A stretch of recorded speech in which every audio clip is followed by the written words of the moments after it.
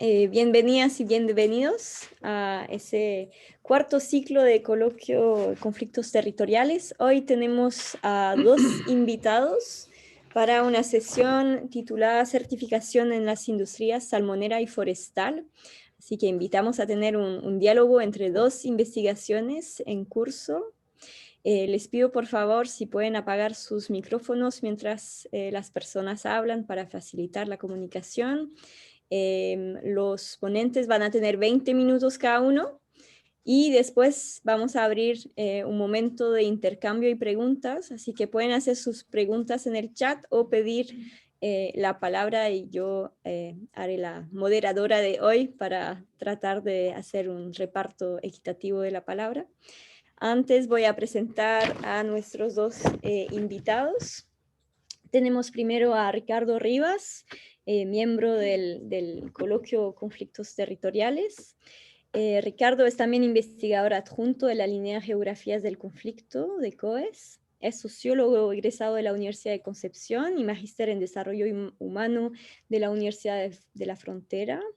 Es doctor en Sociología de la Universidad de Arizona y actualmente es investigador del Centro de Estudios de Desarrollo Regional y Políticas Sociales de la Universidad de los Lagos, el CEDER, e investigador cooperador del Centro de Investigación para la Gestión Integrada de Desastres, el CIGIDEN. Su principal interés de investigación está en analizar los efectos de la globalización económica sobre los conflictos ambientales y las amenazas naturales que afectan a las comunidades locales. También le interesa la intersección entre estratificación social, sociología del desarrollo y sociología del medio ambiente.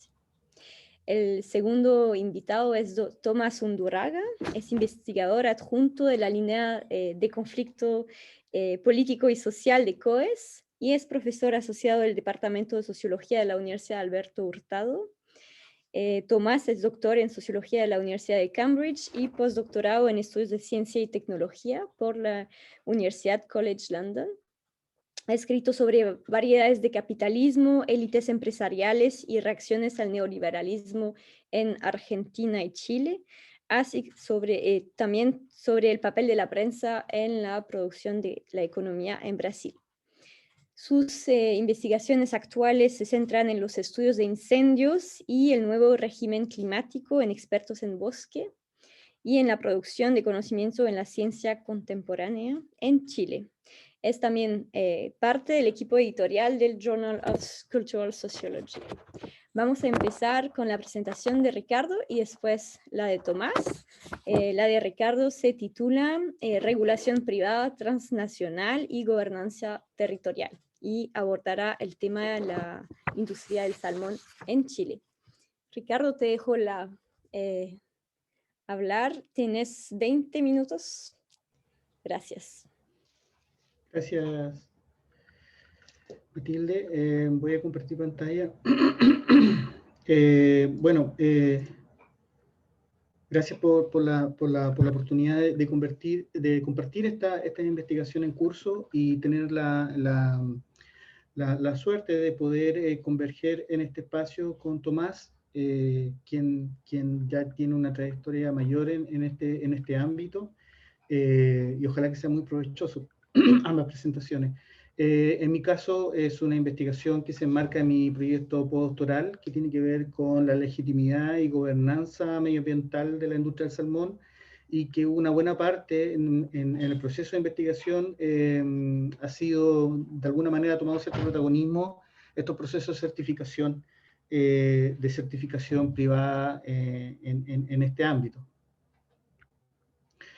Yo quisiera partir con un caso muy interesante que es en junio de 2019 se filtra una información, un Excel de doble contabilidad en términos de mortandad de peces, mortandad de salmones, lo filtra el diario El Mostrador, donde hay una mortandad de salmones, digamos, en tanto que se le da a la gente reguladora, a Cernapesca, pero por otro lado hay un registro interno que obviamente es mucho mayor este nivel de mortandad. La mortandad es un factor crítico en los estudios o en los indicadores de sustentabilidad de la industria del salmón. Obviamente esto tuvo consecuencias, se asignan, se castiga a esta empresa, se activan todos los comentarios en los medios de comunicación, las columnas de opinión nuevamente llevan a la palestra el problema de sustentabilidad ambiental y de alguna manera de sustentabilidad social que presenta la industria del salmón durante varias décadas. Y un aspecto que yo quisiera resaltar es que se hizo público que la Aquaculture Stewardship Council, que es este ente certificador, quita la certificación luego del dictamen de los tribunales en Chile. Otro caso que me parece interesante es un escape masivo de salmones, cerca de 1 millón de peces, y lo que activa nuevamente la protesta de las comunidades, pero esta vez me pareció interesante, donde las comunidades exigen que se les quite la certificación y que no le den más certificaciones nuevamente a la recién mencionada Nova Austral. Es decir, la comunidad no solamente comienza a apelar a los castigos legales, digamos, sino que también comienza a apelar a una especie de ente de regulación que no es masivamente conocido, pero que sin embargo los actores comunitarios están utilizando para poder reivindicar y de alguna forma como un repertorio dentro de su acción colectiva. Las certificaciones tienen un gran protagonismo en los medios de comunicación. Hoy día, por ejemplo, ocupan buena parte de una página, digamos, de la prensa, anunciando que una empresa o un centro de cultivo se ha certificado. La verdad es que se presenta como una gran noticia, un gran avance, tomando mucha relevancia, mucha más que otro tipo de noticias. En la derecha vemos, por ejemplo, que no en el ámbito necesariamente de la acuicultura, pero que sí se celebra el primer aniversario de una certificación respecto a la langosta de Juan Fernández, y vemos ahí el ministro de Economía y el subsecretario de Pesca de la época. Entonces, hay una relevancia y por lo menos tiene que ver con un asunto de prestigio ante la comunidad nacional, pero que hasta el momento yo diría que no está pasando más allá de los medios de comunicación, como vamos a ver más adelante. En el caso de la acuicultura, este sistema de certificación es bastante más tardío.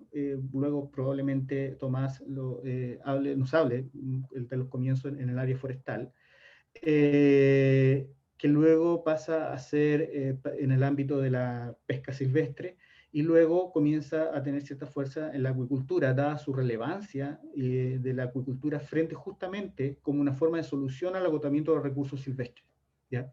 Como también podemos ver de que también, más que parte de la solución, también puede ser parte del problema. Estos son peces carnívoros y por lo tanto sacan buena parte de la proteína de los peces silvestres molidos.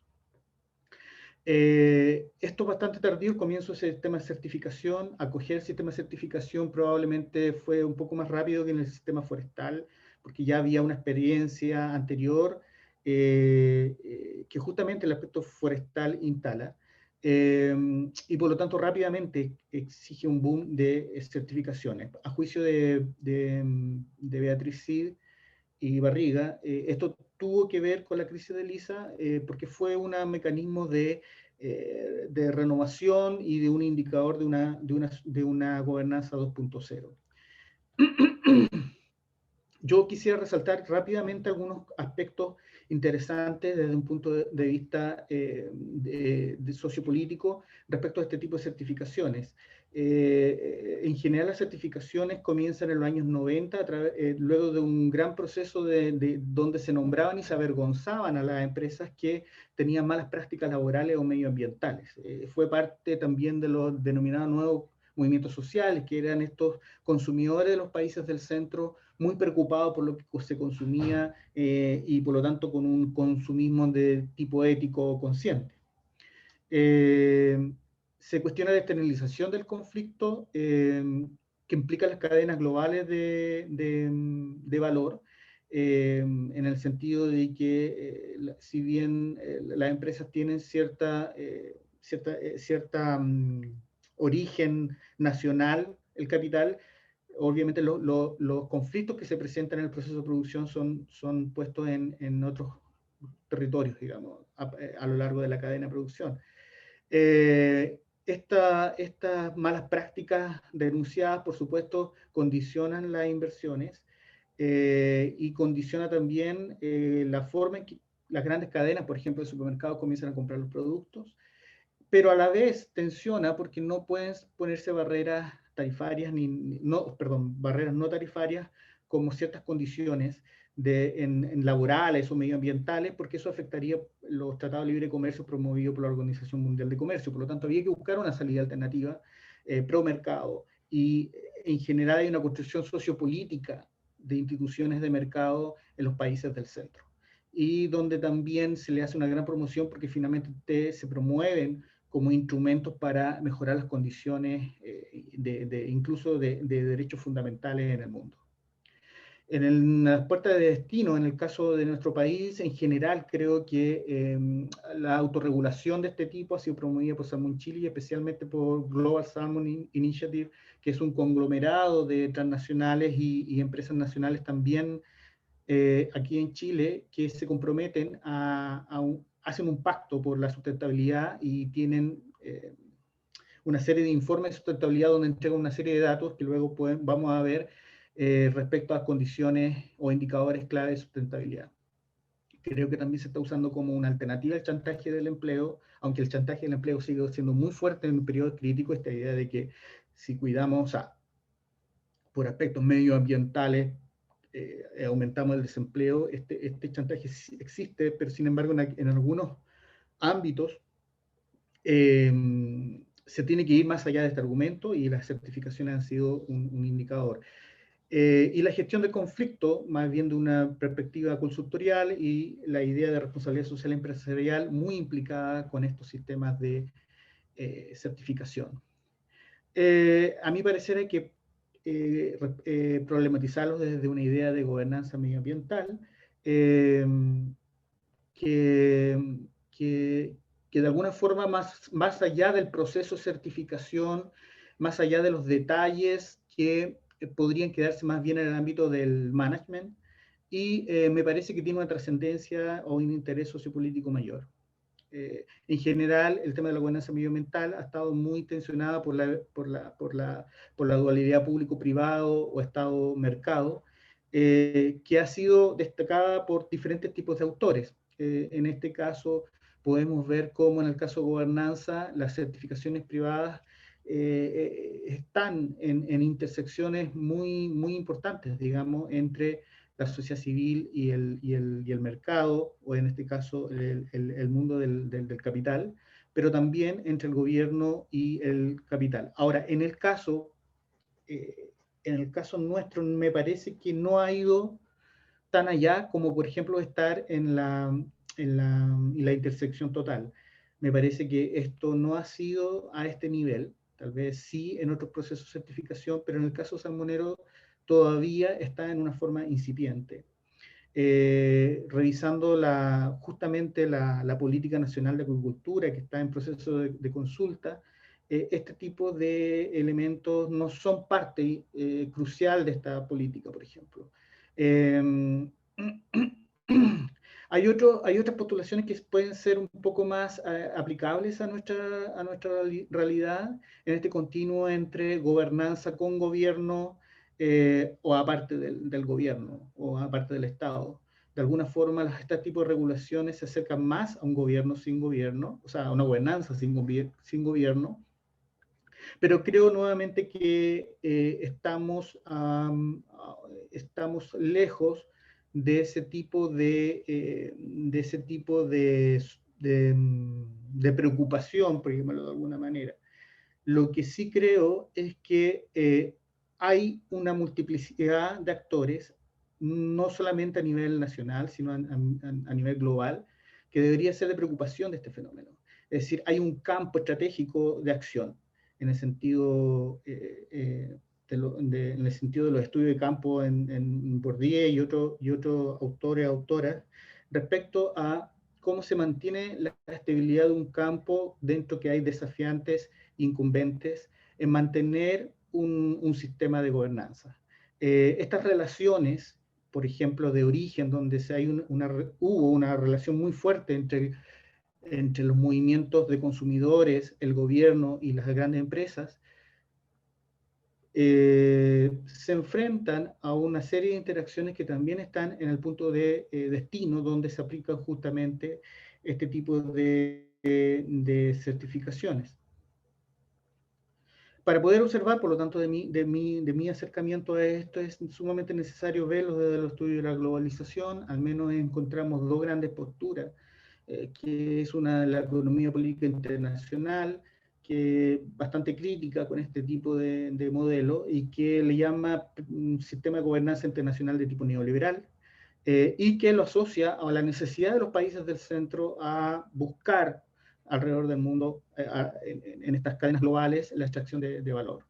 Y por otro lado, también hay una postura bastante optimista, digamos, que es esta idea de World Society o este tipo de neomodernización, que ve que esta es una difusión de políticas, digamos, que se fundamentan en un consenso en torno a valores cosmopolitas, y que hay comunidades epistémicas, digamos, que las piensan y que las van desarrollando, y que todo tiende a un isomorfismo, digamos, toda esta organización de la producción va a converger en principios y en modalidades que son propias de una racionalidad ecológica, por ejemplo. Y por lo tanto son dos posturas que al parecer pueden ser bastante contrarias, pero a mí me parece que hay una combinación de ambas, si uno analiza en diferentes aspectos de este tipo de fenómenos. Este es, perdón por un poco confuso, pero esta triada, digamos, ¿no?, entre naciones, Estado-nación, hiperglobalización y actores de la sociedad civil, si ponemos la gobernanza medioambiental en el caso de la industria del salmón, hay una serie de intercambios que se dan en estas tres dimensiones en este campo de acción estratégica. Yo hago un enfoque especialmente en un tipo de tensión que se presenta entre la globalización y los actores de la sociedad civil, rescatando una distinción que hace Gonzalo de la Maza respecto a la alta sociedad civil y la baja sociedad civil. Es decir, hay una estrecha relación con el empresariado, una participación del empresariado, que afecta también la interacción entre estos dos tipos de sociedad civil. Pero también está afectando, hay otra tensión que a mí me interesa, que afecta la relación entre esta comunidad, por un lado, y esa alta sociedad civil con el Estado. Por lo tanto, rescatando algunos elementos, como por ejemplo de Jepson 2005, hay un proceso de legitimación que a mí me interesa observar, pero no tanto a través de la legitimidad regulatoria y pragmática, que es más bien del plano institucional formal, que no creo que sea el caso de Chile en la industria salmonera aún, donde el making... ¿cómo se llama este proceso de formulación de reglas, por traducirlo así, se ve afectado por la intromisión, digamos, de agentes externos, sino que más bien hay una clara injerencia, o más bien buscamos esta injerencia en los procesos de legitimidad normativa y cognitiva de los actores, especialmente de la relación entre la comunidad y el capital, y su relación de la comunidad con el Estado. El diagnóstico general, esta es una investigación en curso, aprovecho a agradecer a Constanza Gutiérrez, que me ha ayudado con esto, creo que está acá acompañándonos. En general, hay una alta, ha entrado bastante el proceso de certificación.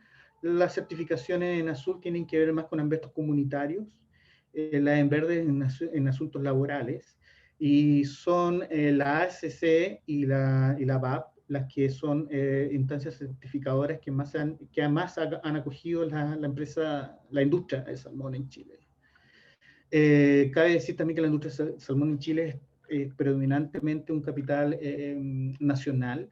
Sin embargo, las 8 compañías extranjeras son grandes transnacionales. Una de esas es Mowi o ex Marine Harvest, que es líder mundial en procesos de agricultura. Es decir, en ese ámbito, en términos de firmas, es mayoritariamente nacional, pero hay que estudiar más en términos de lo que pesa el capital extranjero en Chile. Te quedan 3 minutos, Ricardo. Sí, voy a pasar rápidamente a la proceso de certificación, que yo escogí 9 empresas que son las que desclasifican mayor información sobre sustentabilidad en este pacto global. Y todas ellas tienen varias certificaciones. Recordemos que las certificaciones por centro. Y varias de ellas, al menos en ASC, de las que postulan, cerca de un 70% o 60% son aprobadas, digamos, ¿no? Otras son canceladas o hay algún tipo de problema administrativo. Sin embargo, los problemas medioambientales siguen existiendo, creando un descontento a nivel del territorio.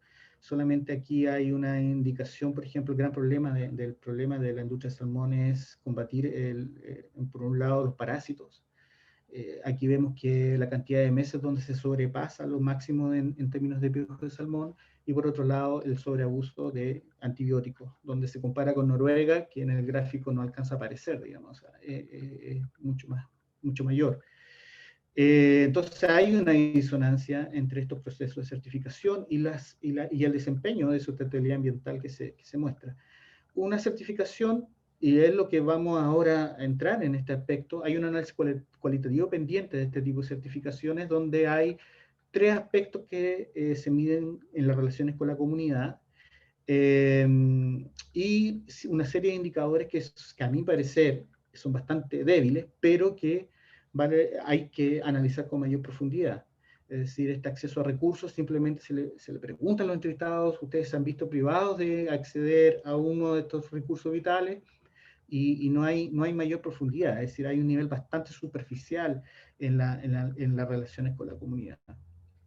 Por ejemplo, este es un caso de un centro, se buscaron 4 personas de la comunidad donde no se dan mayores detalles, digamos, se habla de un presidente del comité ambiental, un comité de salud, un comité cultural, y presidente de escuela de fútbol de Puerto Cisnes, pero son 4 personas, en los cuales después se dice qué se hizo con ellas, qué se le preguntó, y por lo tanto, este es solamente una certificación de un solo centro.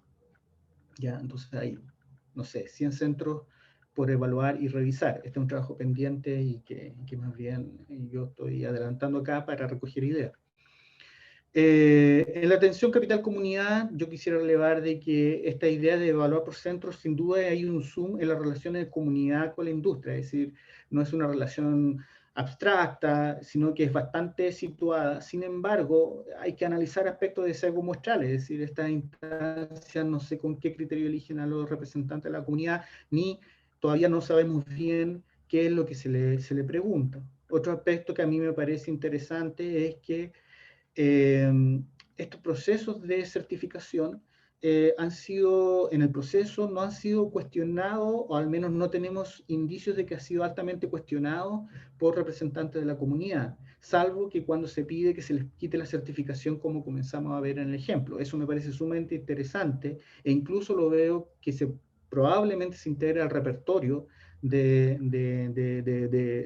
acción colectiva en parte de las comunidades. Y si no es así, la idea es averiguar por qué. La gestión del conflicto, digamos, claramente se hace a través de estos procesos, pero dado que son certificaciones por centros de cultivo, es totalmente una gestión, si seguimos ese concepto, bastante atomizada, digamos, ¿no? Son relaciones con individuos, representantes de la comunidad, lo que también hay que ver sus efectos. Creo que también hay una tensión con la comunidad percibe el Estado de una forma ausente, y viendo una mayor eficacia de este tipo de instrumentos, que no siempre están, digamos, que obviamente no están normados, sino que más bien están reglamentados por este tipo o son valorados por este tipo de certificaciones, Y lo que me llama la atención es que si no es que se está formando una doble institucionalidad, lo que le llaman los institucionalistas, les llaman layering. Y esto también me interesaría averiguarlo, es decir, cómo hay una institucionalidad en términos ambientales establecida, pero también hay otro tipo de normas que tratan de reforzarla o a juicio de la industria va más allá de lo que les pide la ley. Qué tipo de revuelos causa esto a la comunidad y su relación nuevamente con el Estado es una de las cosas que tenemos que seguir averiguando en el análisis especialmente cualitativo de esta investigación. Bueno, yo llego hasta acá, me apuré un poco al final, pero sí, aquí termino. Vale, gracias. Muchas gracias, Ricardo. Si tienen preguntas para Ricardo, las haremos después de la presentación de Tomás, así que pueden guardar sus preguntas o desde ya formularlas en el chat, si eso lo desean. Vamos a dejar espacio para Tomás Undurraga para su presentación titulada Forest Stewardship Council, Opening the Black Box of Forest Certification and Environmental Expertise in Chile. Y vamos a hablar de industria forestal. Tomás, tienes 20 minutos. Gracias. Bueno, muchas gracias a Ricardo inicialmente por su presentación, pero sobre todo por la invitación original, y a todo el equipo de conflictos territoriales de COES por la invitación.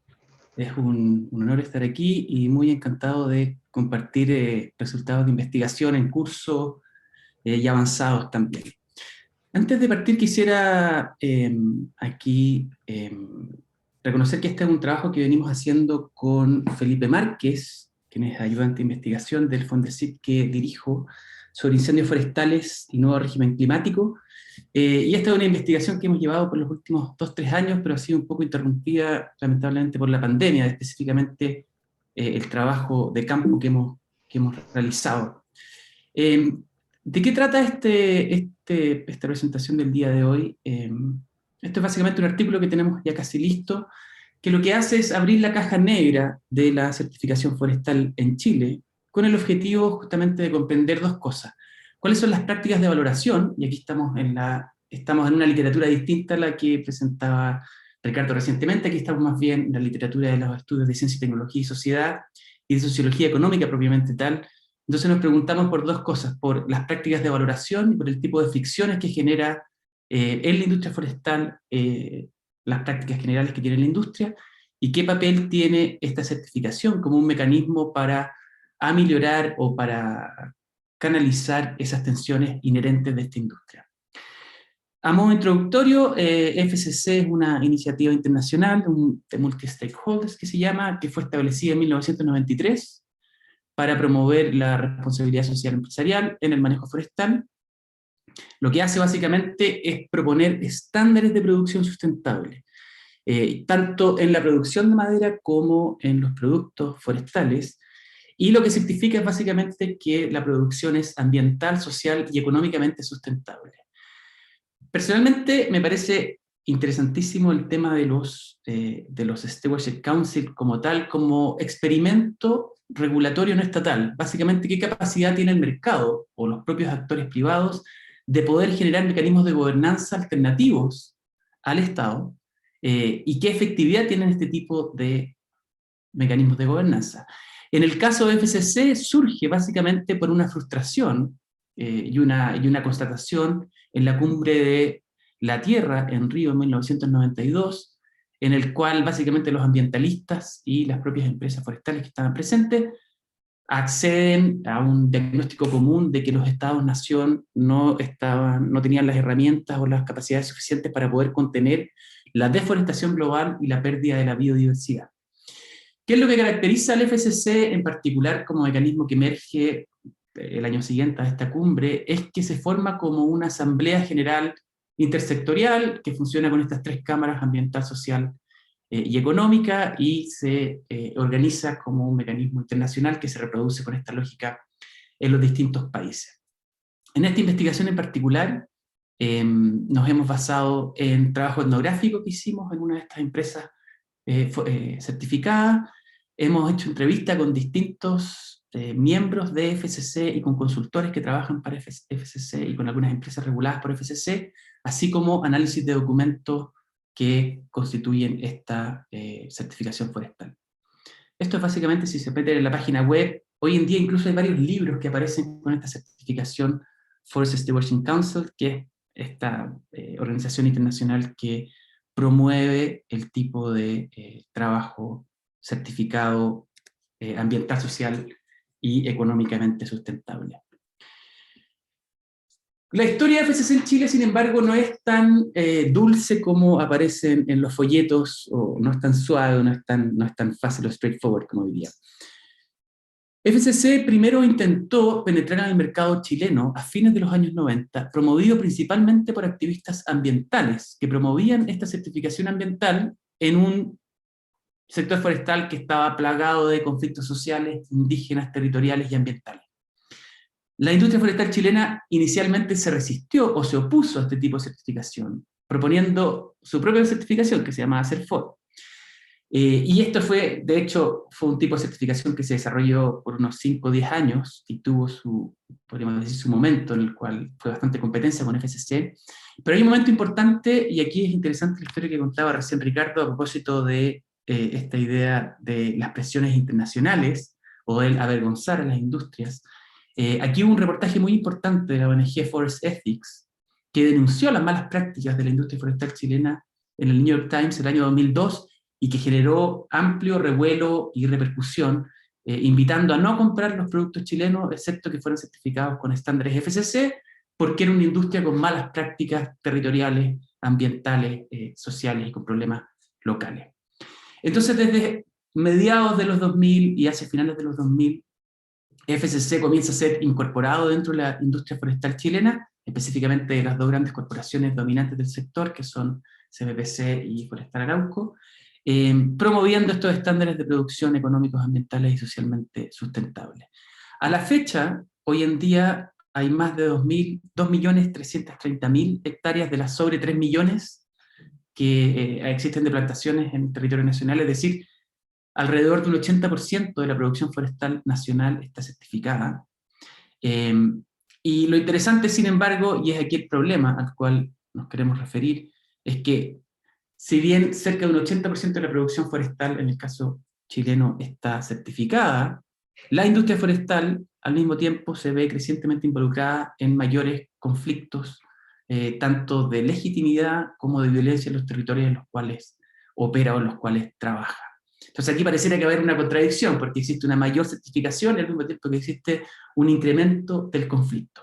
Entonces nos tenemos dos preguntas que queremos abordar en esta presentación. Una primera, que tiene que ver con la operación, y es la pregunta más pragmática, que es ¿cómo funciona FSC en la práctica? ¿Qué papel juegan los consultores, los instrumentos, las cámaras, los documentos legales, es decir, la parte operativa? ¿Cómo funciona? ¿Cuál es el mecanismo impulsado por este sistema de gobernanza de mercado en la industria forestal chilena? Y la segunda pregunta, que tiene que ver un carácter más bien normativo, un carácter sustantivo, es cuáles son los alcances y cuáles son las limitaciones de FSC como sistema de gobernanza privado, en base a incentivos de mercado y en su capacidad específicamente para abordar estos problemas de legitimidad que tiene la industria por un lado, y las demandas de justicia territorial que realizan las comunidades mapuches, en las cuales opera fuertemente esta industria. A grosso modo, de introducción, ¿qué es lo que caracteriza a esta industria? Este es el segundo sector más importante en términos de la economía nacional, sin embargo, una industria que tiene una legitimidad bastante cuestionada. Probablemente muchos conocen la historia en general, aquí en el público nacional. Es una industria que se quintuplicó en 40 años, básicamente. Tenía 300.000 hectáreas plantadas en 1970, hoy en día son más de 3 millones de hectáreas, lo que se han llamado los desiertos verdes, y esto tiene que ver de manera importante con los incentivos del propio Estado a través del DL 701, impuesto o facilitado durante la dictadura.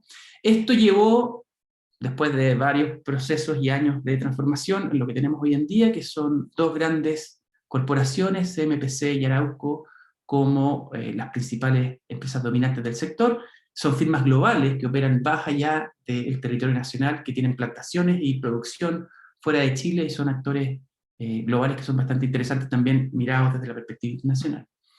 Sin embargo, es un sector que tiene continuos problemas de violencia con las comunidades mapuche que reclaman el despojo de los territorios ancestrales y el acaparamiento de tierras, y es una industria también, para poner o para destacar un elemento interesante, bastante ideologizada en términos de su discurso, en términos de su representación sectorial. La CORMA es una institución muy poderosa o muy bien estructurada, con bastantes herramientas de poder estructural, de poder instrumental, de poder comunicacional, y es una industria que está en cierta medida en contra de la regulación estatal o que se opone a mayor tipo de regulación independiente, y al mismo tiempo que demanda del Estado una represión al tipo de movimientos sociales o acciones de contestación que inhiben o dificultan la producción forestal.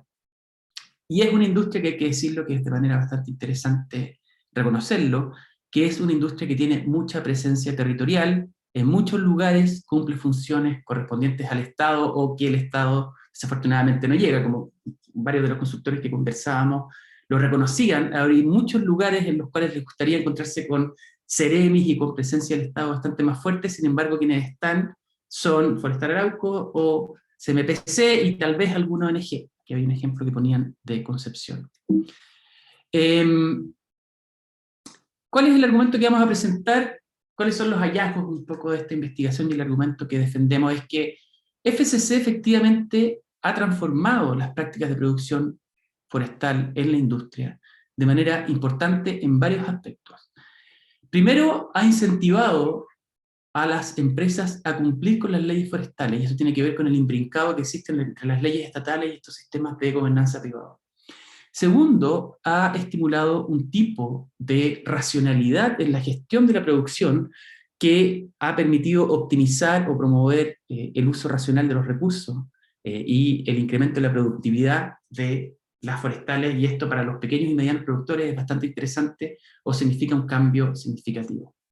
Un tercer elemento interesante de rescatar es que al demandar o exigir o promover un tipo de relaciones entre las empresas y sus vecinos, efectivamente ha abierto o ha fortalecido o mejorado las relaciones entre las empresas y las comunidades cercanas, o al menos ha gatillado encuentros y relaciones entre vecinos que hasta hace poco básicamente se daban la espalda. Y ciertamente tiene como principal beneficio que permite a las empresas y a los productores acceder y hacer circular sus productos en los mercados internacionales. Sin embargo, cuando abrimos bien el funcionamiento de este mecanismo de certificación, es un mecanismo que tiene bastantes limitaciones como sistema de gobernanza. Primero, tiene un desequilibrio de poder entre las cámaras social, ambiental y económica, que significa que tiene bastantes repercusiones al momento de ver el alcance como sistema de gobernanza. Un segundo problema bastante importante que tiene es que no es capaz de imponer sanciones sobre sus socios, particularmente sobre las grandes empresas que participan de FCC, y aquí vamos a dar un ejemplo concreto. Y en tercer lugar, existe esta sensación de que es demasiado cercana la mentalidad, la formación, el tipo profesional de los consultores y de los auditores y de los certificadores, y el de las grandes empresas. Básicamente podrían ser ejecutivos tanto en un lado o en otro, y eso obviamente genera ciertas dificultades a la hora de poder fiscalizarla. En suma, vamos a argumentar entonces que como sistema de gobernanza impulsado por el mercado, FCC definitivamente no resuelve los problemas estructurales entre la industria forestal y las comunidades donde opera, pero sí crea espacios estratégicos de relacionamiento que posibilita o al menos genera acuerdos pragmáticos para resolver cosas puntuales. Es decir, no va a resolver el problema territorial, no va a resolver el problema político de autonomía, pero sí va a permitir establecer acuerdos pragmáticos de operación. Y por otro lado también es interesante resaltar que como una forma de regulación blanda proporcionada por FCC, es un tipo de regulación bastante funcional a las grandes empresas forestales por un asunto muy simple, que es que desincentiva o desalienta el avance de un tipo mayor de regulación estatal, que, como fuera, por ejemplo, con ordenamiento territorial o con un tipo de exigencia y fiscalización que fuese hecha por el Estado y no por las propias empresas o por este sistema privado. Déjenme entrar en detalle entonces en estas partes. ¿Qué nos llama la atención al momento de abrir la caja negra de FCC en Chile? Lo que encontramos es resultados que son bastante en común con lo que dice la literatura. ¿Qué es lo que dice la literatura? La certificación FSC enfrenta el desafío de traducir y aplicar estos estándares globales a situaciones que son locales, que son específicas, y ahí existe un trabajo de purificar y de depurar estas reglas y traducirlas a los problemas locales, que al momento del resultado lo que hace, en cierta medida, es ocultar cuáles fueron los conflictos o cuál es todo el proceso en general, en el cual convirtiéndose en cierta manera en una suerte de pasaporte internacional de los productos forestales chilenos para los mercados globales. Lo que hace FSC al exigir el cumplimiento de ciertos estándares es que empuja a las empresas, primero y sobre todo, a cumplir con la ley. Y eso es algo ya que es un logro bastante importante porque el Estado chileno, a través de una institucionalidad bastante débil en esta área, está limitada a las herramientas que tiene CONAF y a los recursos que tiene CONAF, que son bastante simples o sencillos. Como explicaba también aquí uno de los consultores, si tú te apegas a la ley vigente, ya has cumplido prácticamente con el 80% del estándar FSC. Hay un 20% pendiente que no está en la ley y que sobre todo tiene que ver con los indicadores sociales y ambientales. ¿Cómo funciona en la práctica? Este es un esquema resumen que armamos con Felipe, pero básicamente existen 3 tipos de certificaciones: el Forest Management, el Chain of Custody y el Control Wood, que certifican si la empresa posee un manejo forestal, social, ambiental y económicamente sustentable, si certifica las materias primas de los productos de la madera, si provienen de fuentes certificadas o no, y en qué medida es posible mezclar o no mezclar los tipos de certificación. Y un poco el proceso, cómo funciona, como mostramos aquí en este gráfico, es que las empresas forestales tienen que conseguir una entidad certificadora que traduce los estándares que tiene FSC Internacional, realiza una evaluación previa, les genera un plan de trabajo con los cuales establece cuáles son todas las cosas que va a evaluar en un cierto periodo, prepara a las industrias para poder certificarse y en cierta medida desarrolla planes de trabajo en conjunto con ellas, que al cabo de un cierto tiempo luego evalúa, y luego de la evaluación tienen planes, si es que fue aprobado o no aprobado, dependiendo del tipo de respuesta. Se generan planes de trabajo que después son verificados cada año, y esos estándares son apretados o son cada vez más exigentes año con año en cierta medida. Ahora, por otro lado, también existe una suerte de acomodo de las empresas, o una suerte de performatividad del instrumento, que lleva a que las empresas se acomoden a lo que les pide el estándar, y es precisamente ese documento o ese instrumento el que guía la acción de las empresas. Y es importante destacar también, a propósito de la sociología de las valoraciones, qué tipo de valoración o qué tipo de valor es el que agrega FSC. Por un lado, fortalece la racionalización de los procesos, como decíamos, es decir, estimula un tipo de racionalidad en el manejo forestal, que es principalmente el llevar a cabo los planes de manejo de CONAF. Para pequeños y medianos propietarios en particular, el principal valor de la certificación FSC es que racionaliza los procesos de producción, es decir, que aumenta la productividad o facilita una maximización de la capacidad forestal de las propiedades. Y para los pequeños y medianos productores esto es bastante relevante. Y como les contaba, también fortalece las relaciones con los vecinos. Aquí contaba una de las empresas, nos ha ayudado a armar la estructura de gestión social, quiénes son tus vecinos, quién es el presidente del consejo vecinal, quiénes son los maestros de la escuela, quién está a cargo de la cooperativa del agua, quiénes son los tenientes de la comisaría, quién es el jefe de bomberos, quién está a cargo de la oficina de correo. Básicamente ha obligado o ha presionado a las empresas a entrar en contacto con las comunidades en las cuales operan y con los representantes de la sociedad civil en sus distintas formas. Y eso ciertamente que es un beneficio a las relaciones entre ambas partes, sin duda. Sin embargo, como adelantábamos... Te quedan 3 minutos. Uf, qué velocidad, ya. Entonces tenemos este problema del desbalance de poder entre las cámaras, específicamente que la Cámara Económica tiene bastante más poder que las otras, y esto tiene que ver, creemos, con el prestigio profesional de los economistas y los ingenieros civiles, que son principalmente quienes conforman la Cámara Económica, versus trabajadores sociales o antropólogos que trabajan en la Cámara Social, o los biólogos de la Cámara Ambiental. Decimos que es un tipo de regulación suave, con capacidades limitadas para imponer sanciones, como fue el caso de la colusión del papel confort, donde CMPC de manera escandalosa fue acusada y confirmada su colusión durante más de 10 años. ¿Qué fue lo que hizo FCC? Básicamente las cámaras, o los miembros de las cámaras, en tanto muchos de ellos son parte de CMPC, o son aliados, o trabajan con, decidieron finalmente no sancionar a CMPC, y esto trajo como consecuencia que la ONG de los Ingenieros Forestales para el Bosque Nativo, que fue fundador de FCC, se salieran de ella.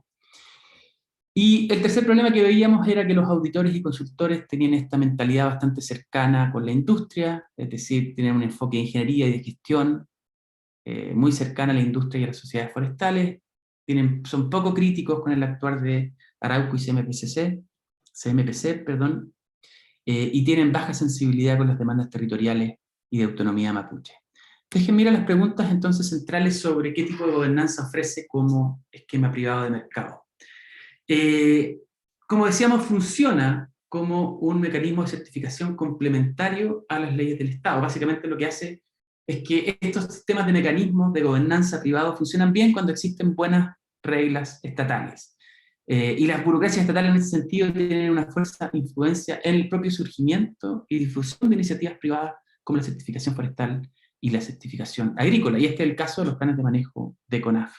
Entonces, un primer hallazgo que es interesante de destacar en este plano es que, contrariamente a esta idea de una gobernanza impulsada por el mercado de manera pura, lo que hace FCC básicamente es una suerte de co-gobernanza entre actores públicos y privados, o promoviendo el cumplimiento de las leyes del Estado. Sin embargo, si vamos al elemento más sustantivo, la demanda de autonomía política y de tierra que tienen las comunidades mapuche, va mucho más allá de lo que pueda abordar o lo que pueda resolver un esquema de gobernanza privado como es este. Y aquí los trabajos de Hale y Millamán creo que han sido los más precisos en destacar justamente las limitaciones de FCC en Chile.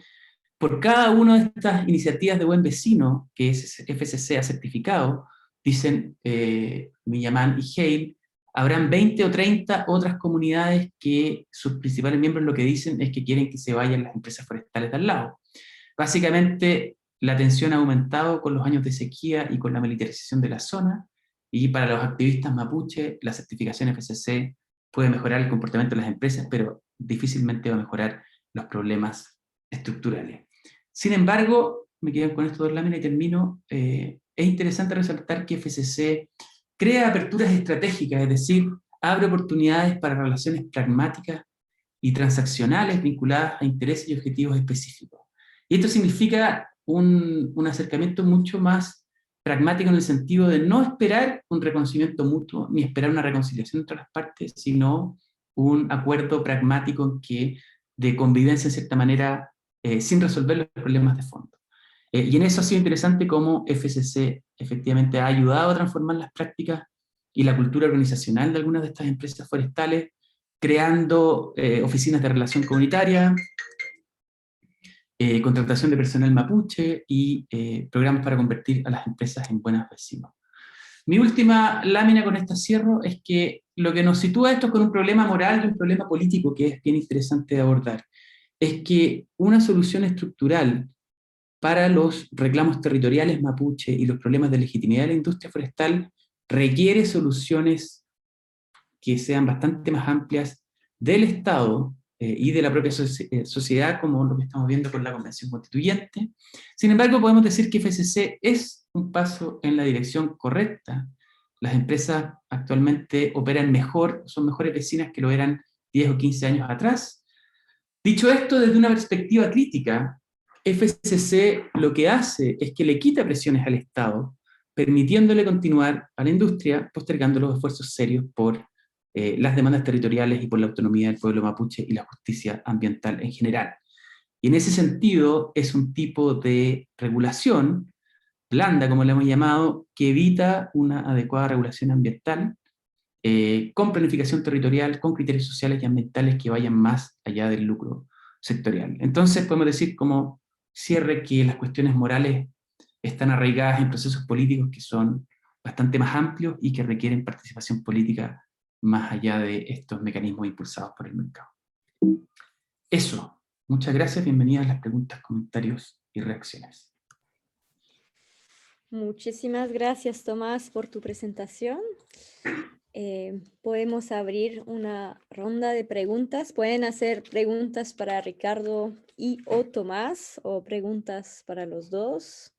Tenemos la oportunidad de comparar dos sectores distintos y dos enfoques y investigaciones también distintas. Así que adelante, yo ya tengo muchas preguntas, pero las dejo y los dejo empezar.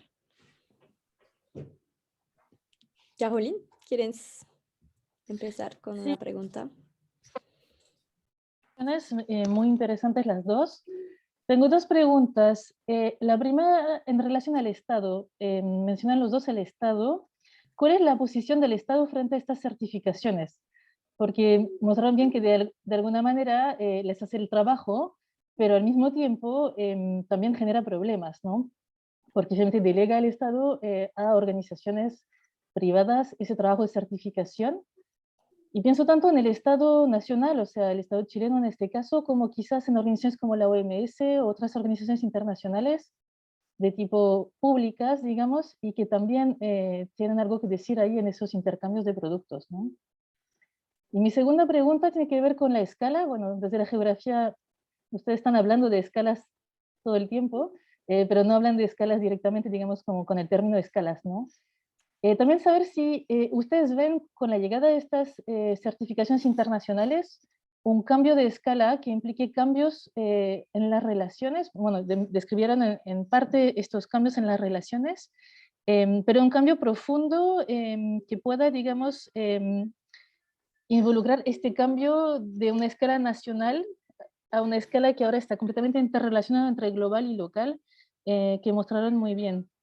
O sea, si ustedes interrogan este concepto de escala más profundamente, digamos. Gracias. Dejamos Antoine y así después pueden responder. Muchas gracias, Ricardo y Tomás. Súper interesantes las presentaciones. Dan ganas de saber más incluso de cada caso. Quisiera invitarles a un ejercicio quizás un poco difícil, pero como están presentando los dos sobre dos industrias, quisiera saber si se podrían atrever a decir en cuál industria está, qué sé yo, funcionando mejor la certificación o produciendo más efectos o menos efectos, como de lo que saben, ahora incluso con la presentación del otro, como si se atreverían a hacer una pequeña comparación en los términos que les acomode, ¿no? Pero claramente han estado atentos a lo que pasa en otras industrias también, entonces para ayudarnos un poco a situar finalmente las dos experiencias la una con la otra.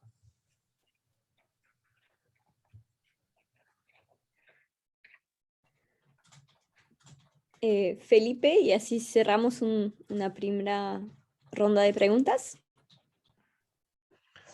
Gracias Matilde, gracias Ricardo y Tomás por la presentación, súper interesante y a veces son temas no tan abordados en los estudios más críticos sobre recursos naturales y territorio en Chile, así que un agrado escuchar más sobre esto.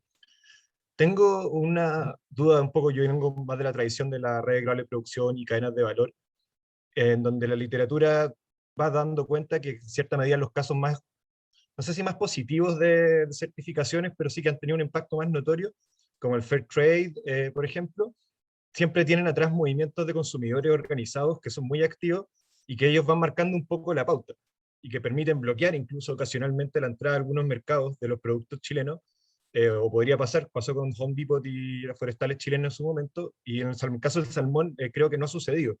Si bien ha impactado esta mala reputación, sobre todo los antibióticos en los precios del salmón, nunca se ha bloqueado el acceso a un mercado o no hay un gran movimiento atrás de consumidores en ese sentido. Entonces les quería preguntar para ambos casos si podrían un poco extender un poco el rol de los consumidores, que son clave en las dinámicas de certificación, para ir cambiando o quizás teniendo mayor incidencia los estándares de fiscalización en los procesos de certificación. Gracias, Felipe. Podemos seguir con el mismo orden, si les parece. Ricardo. Sí, Mira, gracias por las preguntas, estimulan bastante seguir con esto. Yo voy a responder lo que estoy construyendo en el momento, así que pido esa comprensión. Respecto a la posición del Estado que dice Caroline, mira, ese es un tema muy, muy interesante porque es la primera, desde los estudios de globalización, la primera problematización que aparece con esto es el problema de la soberanía. Al menos desde ese trilema de Rodríguez que yo uso, ¿no? Yo he revisado, dado mi tesis doctoral, yo revisé la construcción de la ley, sobre todo en su ámbito de acuicultura y las modificaciones y en las discusiones sobre la ley. Por ejemplo, en los discursos no aparecen este tipo de certificación, pero eso tiene que ver también con la época, digamos, ¿no? En el caso de salmón es bastante nueva. Estoy revisando la nueva política, la antigua, la que se está fabricando ahora, y tampoco se mencionan estos instrumentos, salvo en los talleres, en los anexos, cuando hay los talleres comunitarios que hicieron, aparecen algunas ideas respecto a esto, que más bien tiene que ver que se debería incentivar, y son actores comunitarios que dicen, mire, deberían incentivar estas cosas de certificaciones porque son buenas, entonces a nosotros nos sirve para nosotros y nos sirve como país, y ellos apropiándose de esta idea más bien ideológica, como país quedamos muy bien. Pero sin duda es una preocupación. Yo en el ámbito salmonero no veo excepto como decía Tomás, sí es asegurar, digamos, la ley, hacer cumplir la ley, y tal vez de una forma más eficiente. En el caso de salmonicultura es súper precario, Senapesca, quienes fiscalizan, tienen que hacerlo con los mismos botes, lanchas que tienen la salmonera. Y en ese sentido hay más recursos un recurso más para poder presionar, hacer cumplir la ley. En ese sentido sí hay un traslape. Y por eso que yo digo, no habrá también un layering institucional, pero eso tiene que ver más con los estudios del nuevo institucionalismo y cambio gradual institucional. Respecto a la escala, por supuesto, yo de alguna forma todavía no incorporo conceptos de localización, ni eso. La verdad es que no he sentido la necesidad todavía. Ahora, si tú, Carolina, me dices, sí, mira, yo veo ahí, pero no está, parece que sí hay necesidad, así que lo voy a tener en cuenta y lo voy a tomar así como mucho más rigurosamente. Me parece que sí. Sí, yo veo el tema de escala súper interesante en lo que yo digo que podría ser un futuro repertorio para los movimientos sociales o la acción colectiva de protesta.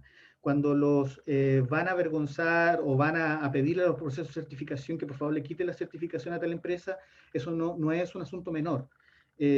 O si los movimientos de ciudadanos o comunitarios se contactan con el consumidor de países centrales, eso es muy potente. Y eso pasó un poco.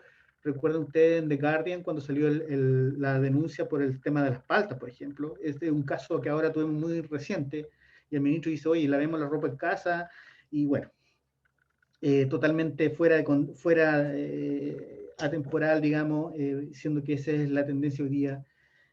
Así que yo ahí veo, es súper sensible el tema de escala. ¿Cuál funciona mejor? Yo creo que hay, es muy interesante los dos casos.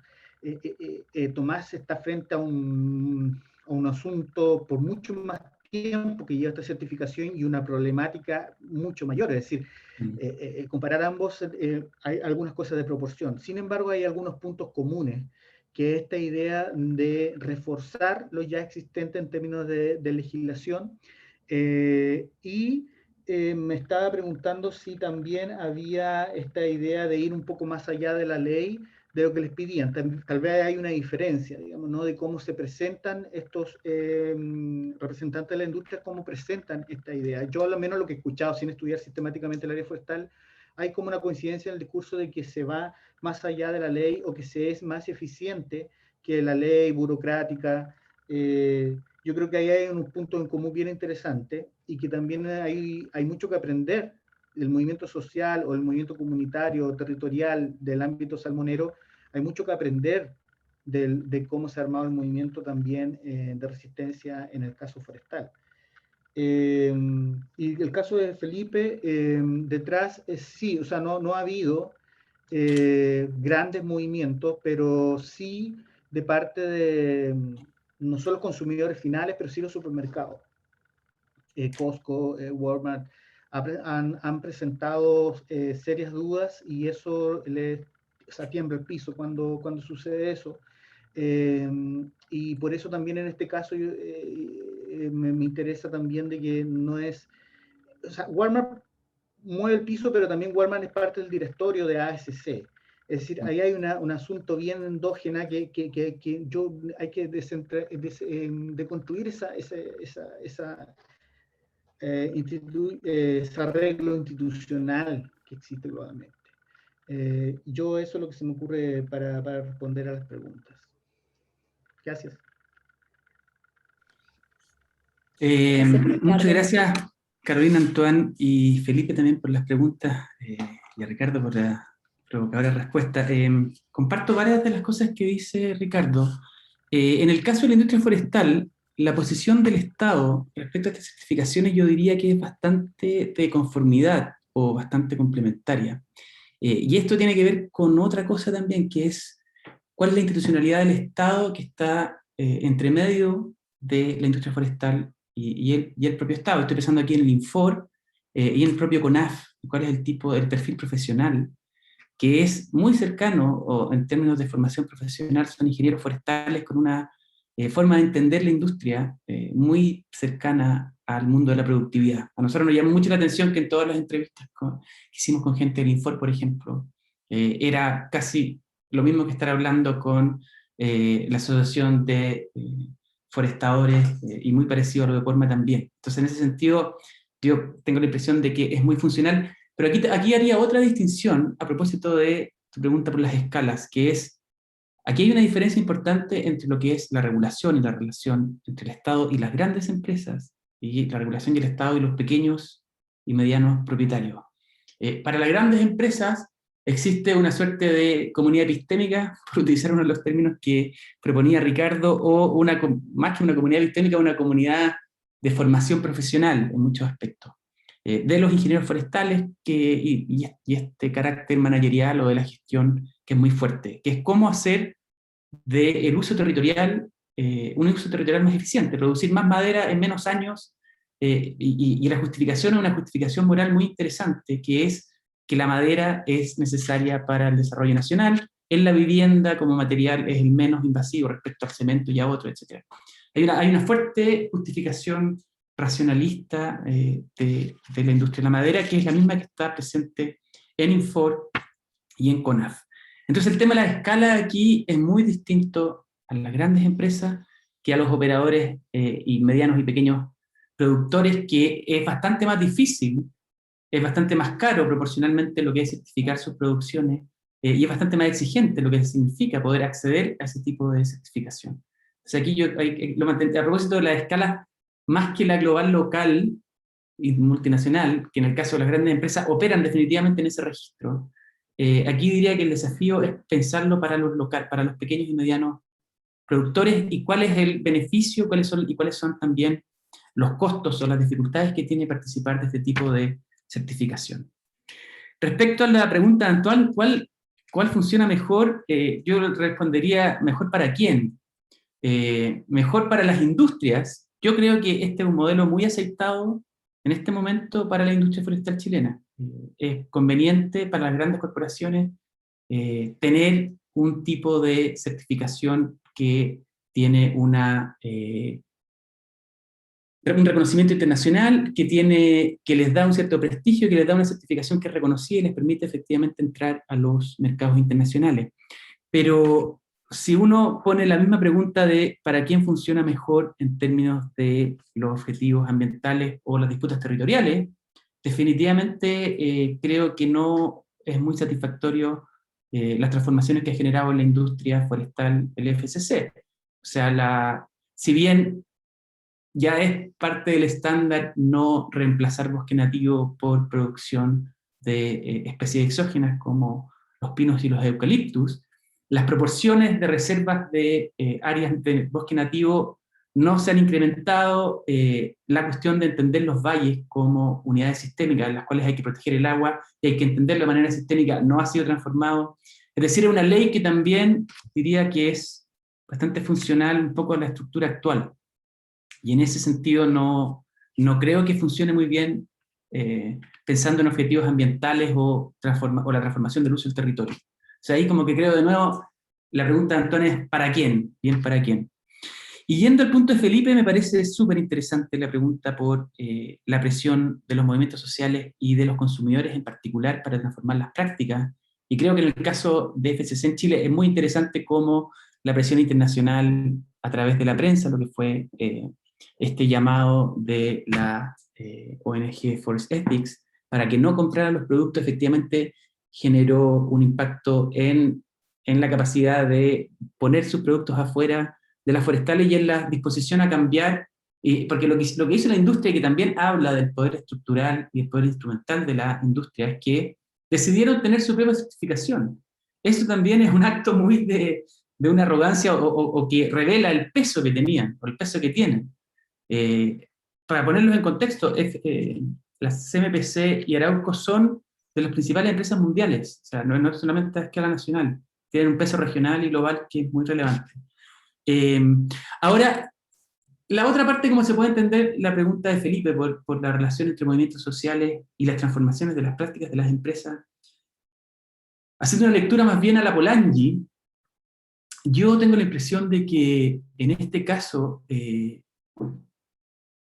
antes que canalizar formalmente una presión popular por cambios en las conductas, lo que se ha expresado en este caso es en violencia. Lo que hemos visto en los últimos años es violencia, no es presión por transformación de prácticas a través de mecanismos coordinados, y en ese sentido uno podría decir que la FCC funciona como espacios independientes, pero el malestar en el Gualmapu y el malestar en el lugar territorial donde están las forestales no ha cambiado.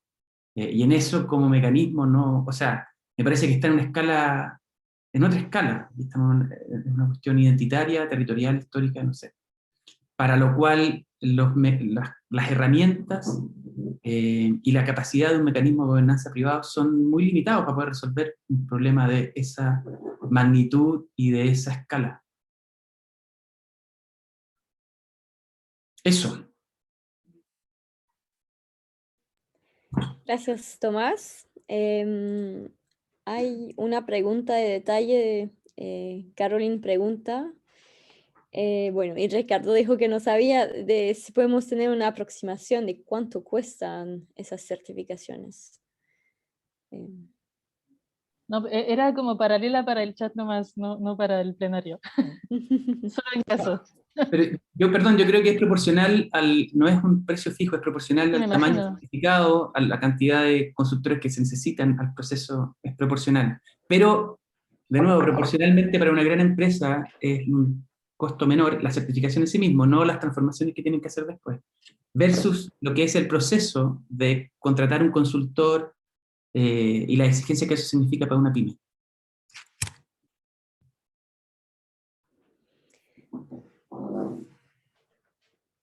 Podemos abrir otra ronda de preguntas por si necesitan y lo desean. O pueden también hacer comentarios sobre lo que se ha dicho hasta ahora.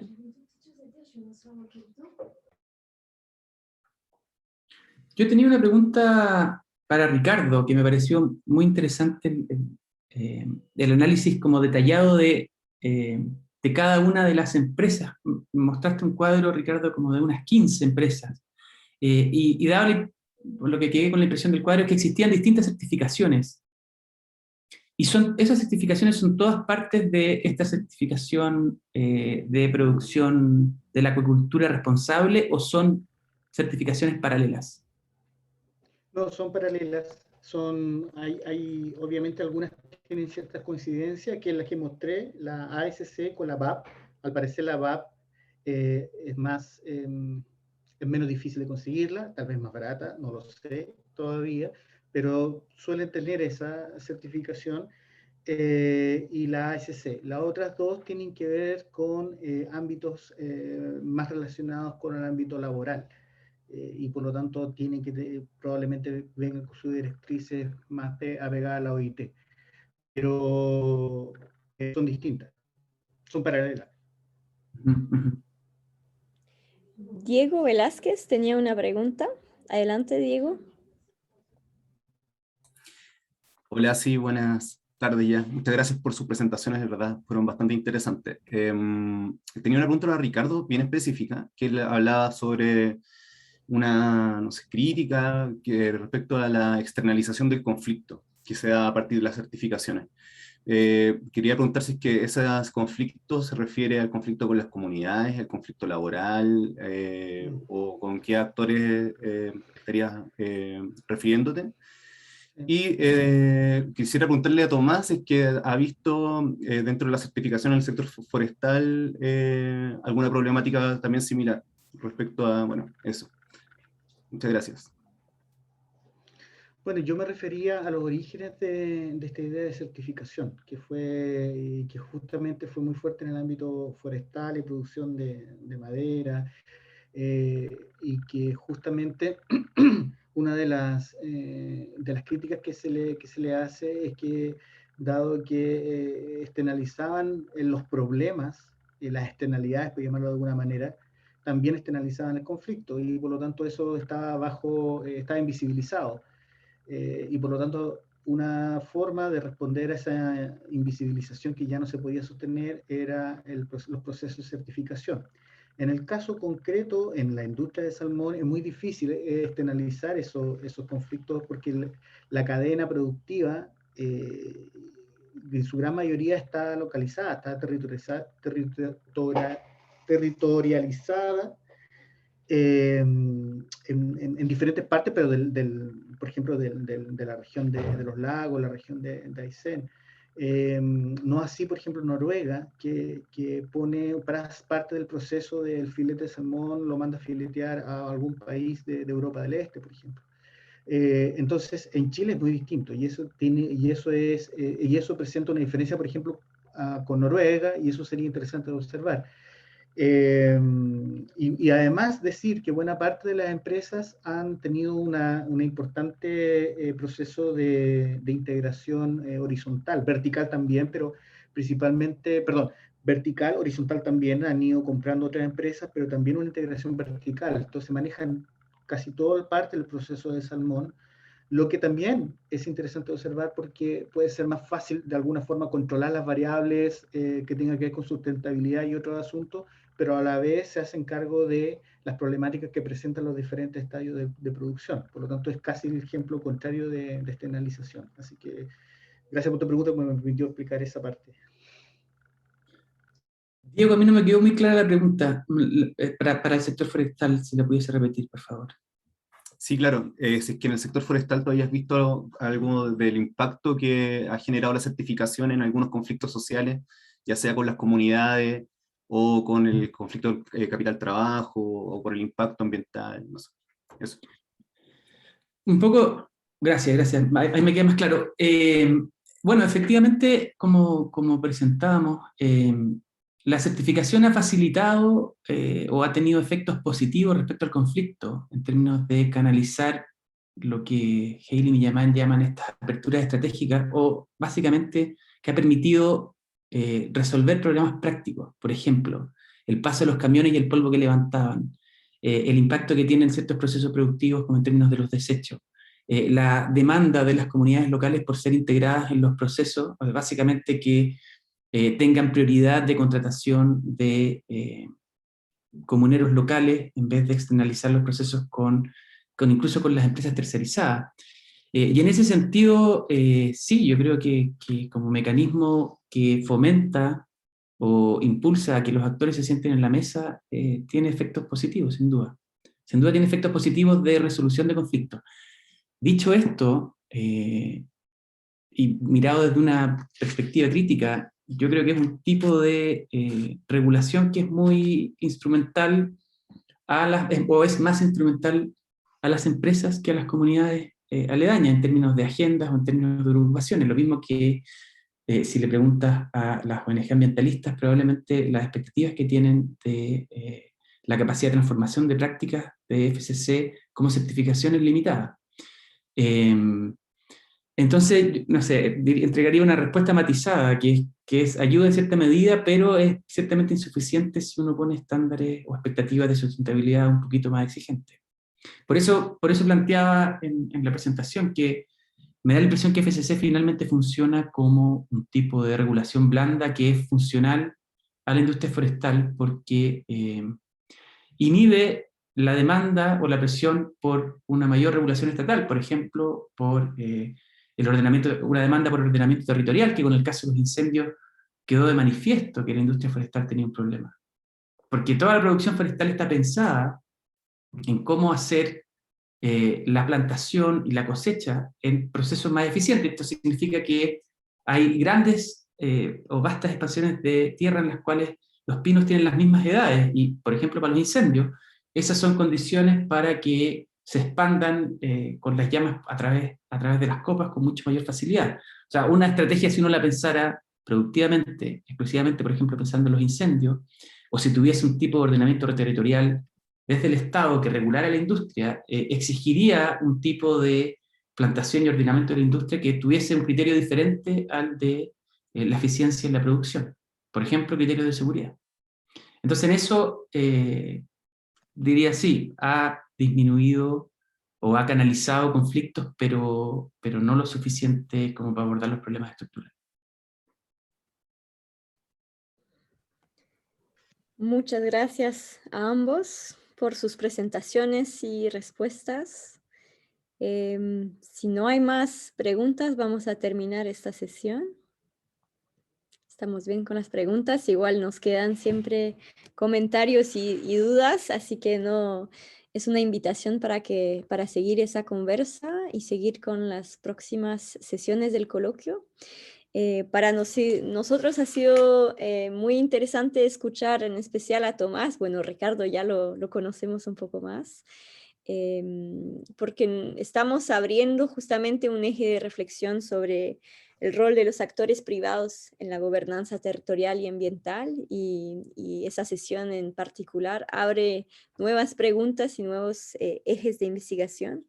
Y una reflexión también sobre lo que podemos llamar resolución de conflicto o ausencia de conflicto o reducción de conflicto, y a nivel político obviamente nos surgen dudas sobre esas formas de resolución de conflicto, ¿cierto? Así que los invitamos y las invitamos a la próxima sesión del coloquio. Será el 2 de agosto. Nuestra quinta sesión del cuarto ciclo, y esa sesión del 2 de agosto se titula De los conflictos territoriales a la Convención Constituyente, así que tema bastante actual. Abordaremos estos numerosos temas. Muchísimas gracias por la asistencia y la participación, y nos vemos muy pronto.